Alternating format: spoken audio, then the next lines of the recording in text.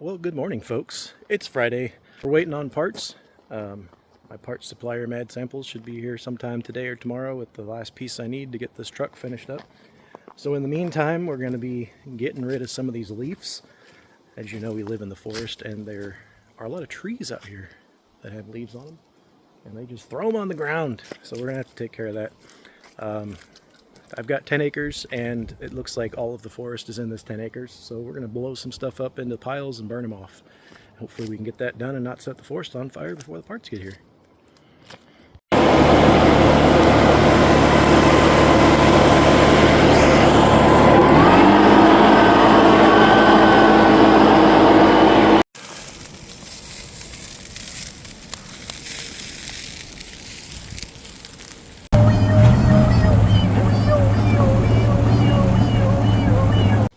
Oh no, no, daggone, no, burn, boom! This into two sections to burn. I'm glad I did, because once it caught, it's real dry and it took off real fast. So I had to kind of stop it right here with the hose before it took and made this monstrosity go up. I'm learning how to do this as I go, but I got, probably about half the property burnt today without the house being included in that, so I claim that to be a success. Kind of watching some of this stuff smolder off and make sure it doesn't jump. Well, hello there. So working on Problem Child again today. It's Sunday, by the way. Yesterday on Saturday, Megan and Davey, Mad Samples, came over and we replaced the brake booster, which was not, I guess it was leaking. I think the diaphragm was bad in it. Anyways, it was making a huge vacuum leak when we were idling, and I was unable to get the idle dialed in correctly. We figured that out. I guess to make the pedals work with the frame, the brake booster rod had to be extended. So we didn't want to weld on a good booster putting it in, so we were going to just swap the rods over. I don't know if you guys have tried that, swapping these rods over, but good grief, you have to get inside of a hole that big, about that far down, 4 different things to hold these little teeth open. It was a pain. Anyways, after getting some, I think we had some 2-inch little trim finish nails that we used to pry the picks out, and we got the rod out, put the new one in, got that on there, idles a little bit better. Somehow Amazon, in all their 2-day shipping wonder, has delayed my package and sent it all over the great state of Missouri. So shame on you, Amazon. I'm waiting on 2 parts to get this thing done wired. One of them is the intake air sensor, which needs to go in the intake. I just pulled it off the Chevelle because, LSs are cool and they swap stuff. So I'm going to get that threaded into the intake. Where the EVAP vent solenoid goes, just going to hog that hole out a little bit, thread it, and put that job in there. I'm going to weld a small piece of pipe onto the end of the exhaust on here. This exhaust comes off the manifold, and it has maybe 6 inches, and it does a little 45 like the factory did, and it was cut off because, it's a swap, which is fine. But O2 sensors need a little bit more than that. So the issue that I'm having now is when it idles, the O2 sensor is on one bank. So when that bank blows out, a little bit of cold, fresh air comes back in, and it goes lean. So it's rich to counteract for the lean, and it's just going back and forth, and it's doing this, and the AFR is not happy. So, fun fact, when you run open headers and things like that on these systems, they start doing that. It acts all wonky. We're going to solve that. I found some 3-inch, I think, pipe. I'm just going to weld a section of 8 or 10 inches of pipe on the end of this. That should stabilize that out. Get my IAT sensor in there and hooked up, and then we're going to dial this tune in a little bit. I'm not a tuner by any means, but, I'm going to get it close. Enough time I can get anything to run like half-hammered dog crap, so hopefully this is the same. Anyways, let's get into that.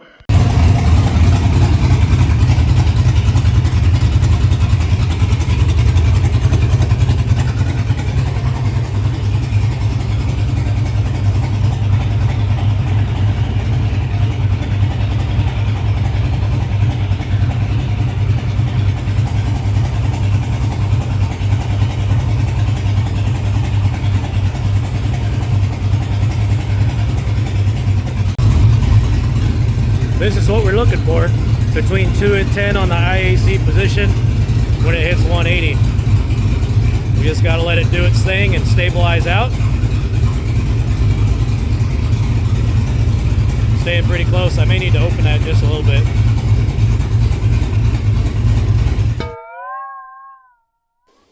Well, good morning. It's Monday morning, bright and bushy tail early. Had some coffee. It's a balmy, well, it's a nice 50-something degrees outside. It's hunting season, and some of you guys are very bad shots, particularly whoever's hunting back here. You don't need a mag dump to hit a deer, or maybe you do, but you're doing it wrong, guy. Anyways, not a hunter, so we're going to be doing car stuff and property stuff today. The project manager is right there in the snapback lane, which is not good when you're doing winching things. Get out of the way, dummy. She don't care. Anyways, we're going to be moving some of these trees. I have 8,000 of them here in the forest, and a lot of them are cut down, so while we're doing stuff in the shop, we're going to be burning on these trees. So we're going to be winching these little guys over here.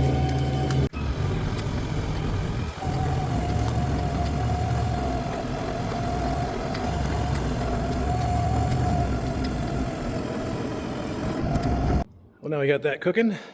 Let's see what else we can get into here in the shop. Don't have a lot in here. Just the toolboxes, the engine, another toolbox, some random stuff here. Supposed to be getting doors tomorrow. Weather, schedules, all those things. I think they're finally going to be here and doing that tomorrow. So I got to kind of clear out the area in front of that. At some point past that, we're going to be getting insulation done, and they want 0 items in the garage. And I'm not moving my toolboxes back out because that was a pain. Anyways, I'm going to probably push those in the center, cover them up with a tarp, and hope that's okay.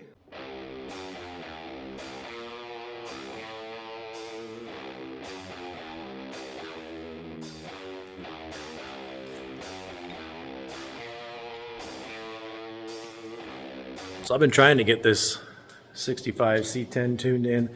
It's got the Terminator X-Max on it. It's got, just like a lot of these guys do, when they pull out the engines, just nipped off the exhaust there. I added a small piece to it, and it kind of stabilized the fuel out a little bit. I couldn't break the bolts loose, so I just kind of tacked it on place, just enough to give it some length so it wasn't sucking that cold air back in there. Brought the fuel trims kind of in line, which I can work with, and I can tune around that. But there's an issue with this truck that I can't figure out. It has a leak, a vacuum leak. The booster is leaking somewhere.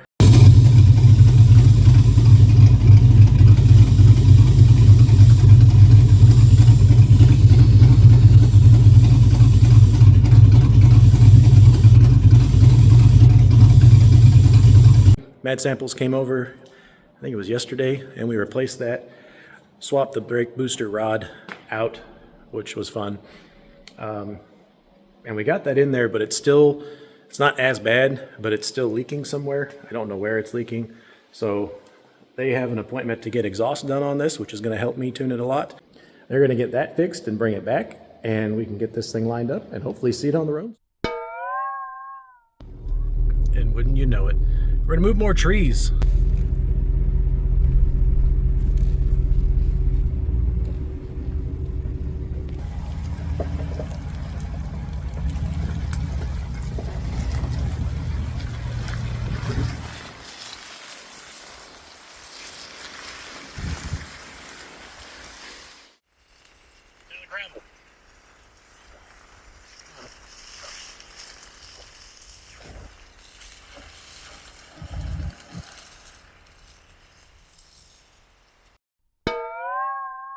It's Tuesday. We got a lot of burning and stuff done with the trees yesterday. I spent probably 6 or 8 hours cutting up trees. I think I got 3 whole trees burnt, and a couple 6 or 8 stumps pulled over in the side. And now it's Tuesday. It's also my birthday. Yay. I forgot till this morning and people started saying stuff, so I guess you got that to look forward to when you get old. Anywho, garage door guys came in this morning.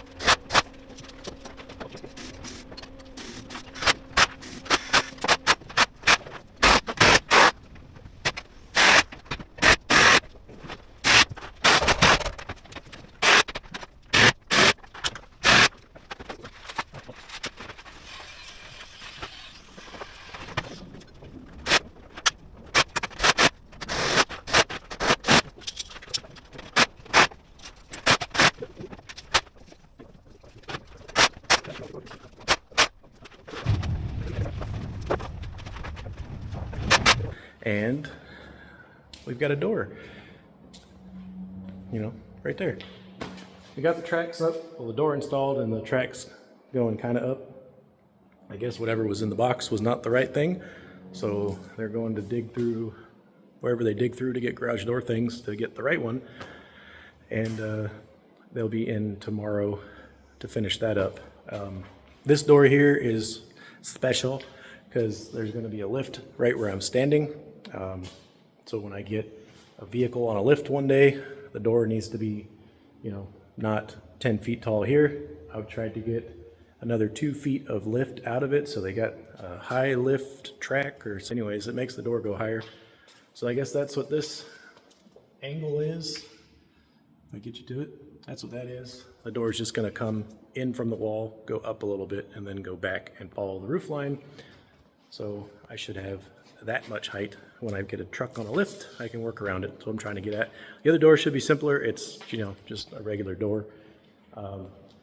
Haven't had to do a lot of stuff in this shop yet, but I'm already liking the decision to do 12-foot wide doors. I can back a trailer in here with like 2 feet on either side. Not really, but there's a lot of room on either side. I've seen other shops that can't do that. In fact, Davey at Mad Samples was the one that recommended that because, you know, they do that, make their stuff wide. So getting it in and out was going to be a necessity. When this garage door trim got put on, it comes out to, I don't know, the end of the post there. And then there was another, bugs. And then there was another 2x6 put on the end of that. And then the header goes across the top, you know, capture the weight of that. Anyways, what I'm getting at by babbling is when you get the door installed, there's a little weather stripping deal that he puts on there to put it up against the side of the door here. It doesn't cover all of that. So I guess you can get different lengths of door, whatever this is, flashing, that kind of stuff. I didn't know that. I don't know if the guys that were building the building knew that, but anyways, this is where we're at now. So I did have a lot of scrap left over, so I went out and ripped some of these little angle roof corner flashing pieces or whatever they are, ripped them down basically just so I can get some 2-inch strips, and hopefully I can talk garage door guy into just sticking that in that gap, and then when he screws his stuff through, he adds that in there, and I'll just squirt some caulk in there and we'll call it a day. I don't know, figure it out. Story of my life.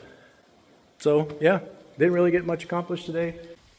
Oh, I lied, I did get something done.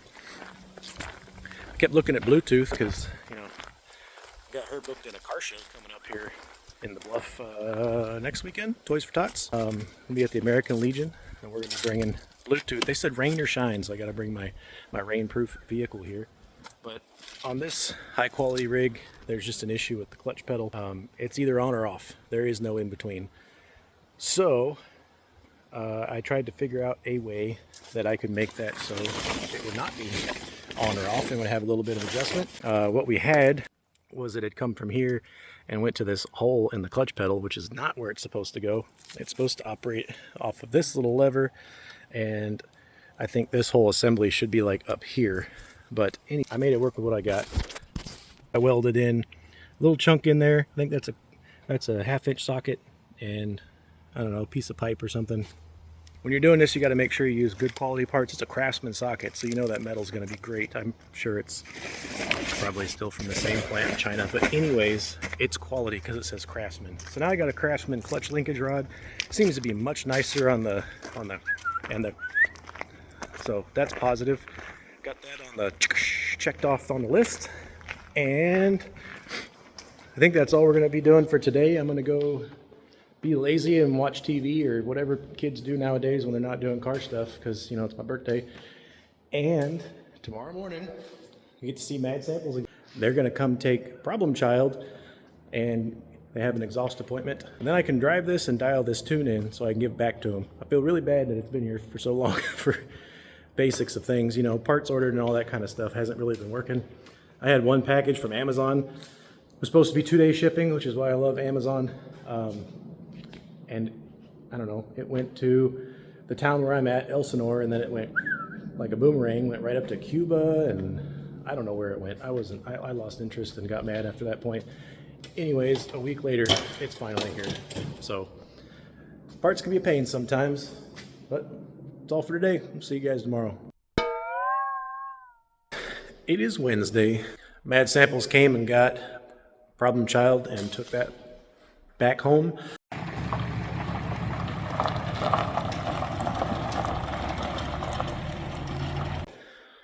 I got some stuff done around the shop today.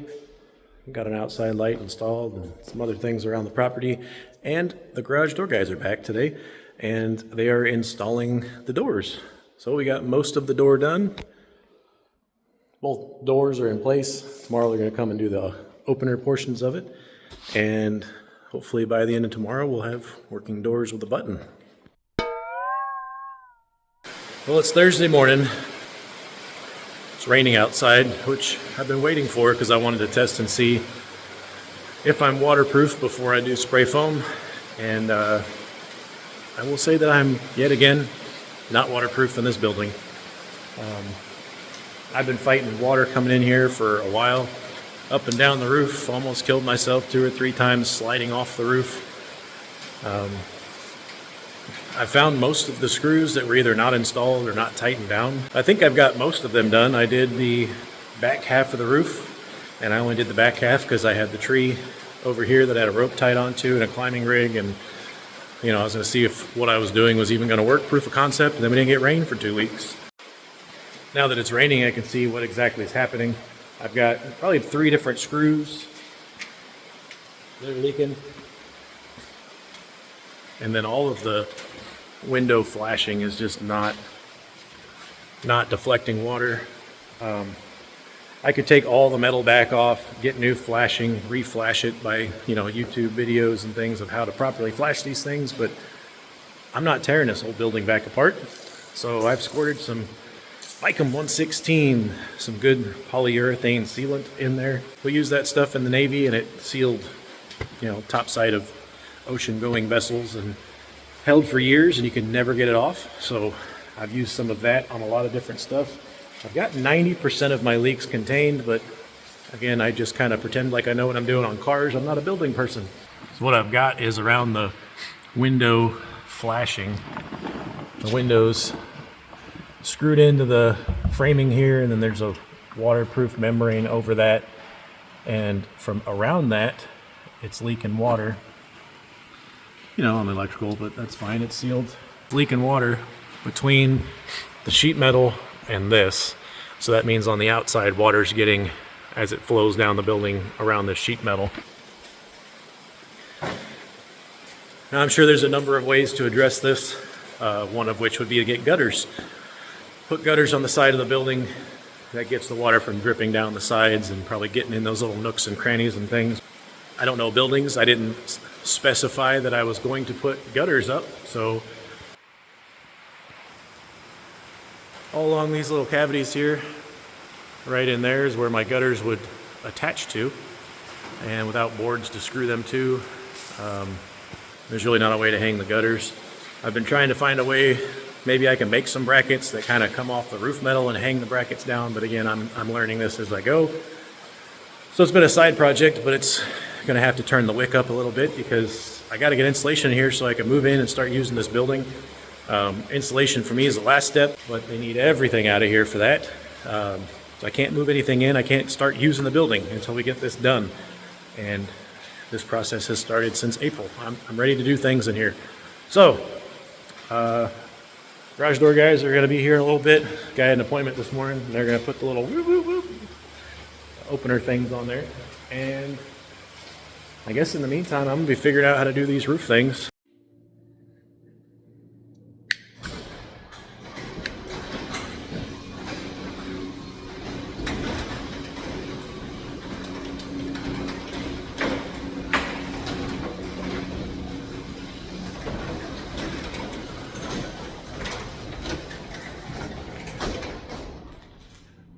That's quiet.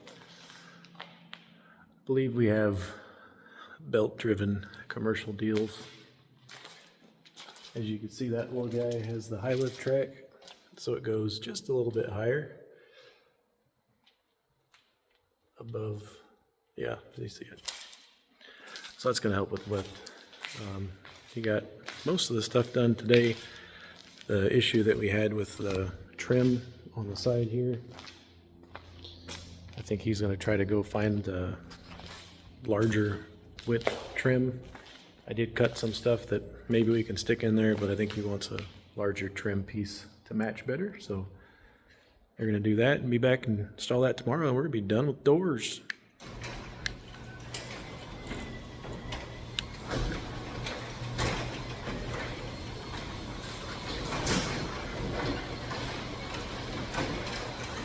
Yeah, doors work. Well, it's Friday. I did absolutely nothing today. I lied. I did some stuff, but nothing shop related. The garage door guys wrapped their stuff up. We're able to sneak some of this trim on the back side here, put some screws in there to hold it down, and then they got their trim on there, and you know, all the way around we're sealed up now. Not really much else to report there. Apparently we're changing directions with this shop build, and spray foam is no longer happening. Yay. So that means I'm going to get foam board. Yep. I get some foam boards, and I'm going to put them up in between all the girts on the inside, and take 75 hours to install that, and hopefully have enough sealed building to hold the heat in. So that means I'm going to have to get my trailer and head to the next town over, well, a couple towns over, about a 45-minute drive, go get a trailer full of foam, and figure I'm going to get my Jungle Book self up there and glue and screw that stuff to the ceilings, and seal all the ceiling places I need to seal. Once that gets done though, I guess in between time we can also start moving some stuff in here. So I don't have to have everything out since the spray foam's out, but I do have to be able to get ladders around everywhere to work. So in each one of these cavities, I'm going to have to affix a piece of foam, unless I just lay a big old piece right along here, which I might do. They're 4x8 sheets, so I might be able to just lay a 4-foot sheet between these two and just screw to the trusses maybe. I don't know. See what happens when we start this project. But it's probably going to be quite a few days if I'm going to be up here doing stuff anyways. I'm probably going to put a board in between these studs here so that later on me can have something to screw into when I decide if I'm going to put up gutters or whatever I'm going to put up. So probably start up here, put a board up, seal all this. That's where my main part of my air leakage is. You can see right up in there. You can see air. It's just not, it's not sealed right there. So I'll probably put a board up there, seal along that, and then start stuffing those cavities with foam. The other part of sealing the building is going to be the ridge gap. So I'll probably cut a piece and just lay it right in there. And I can start getting these foam boards up. So probably won't be an all-in-one shot of me doing foam, because it's going to take a long time, and you know, there's always car stuff to do in here. So it'll probably be a over the next 6 months project. As I want to get rid of my mountain of foam, I'll start putting them up. So that's it for today. Well, hello there. It's Saturday, wife's at work. It's Saturday and the wife's at work, and tomorrow we're doing presents and things for her birthday. So I have got some tweaks and things I need to do on one of her gifts, and I got to assemble the other one. So probably won't be filming anything today or tomorrow,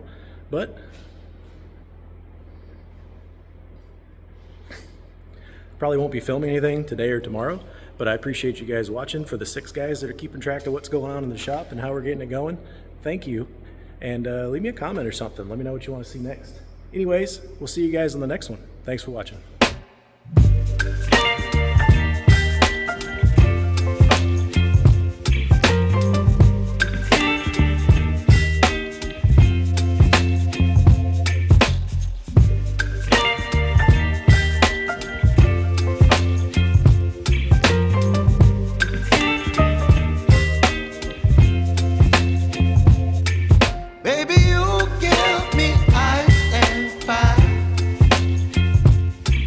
Me wind and rain, you're some kind of butterfly.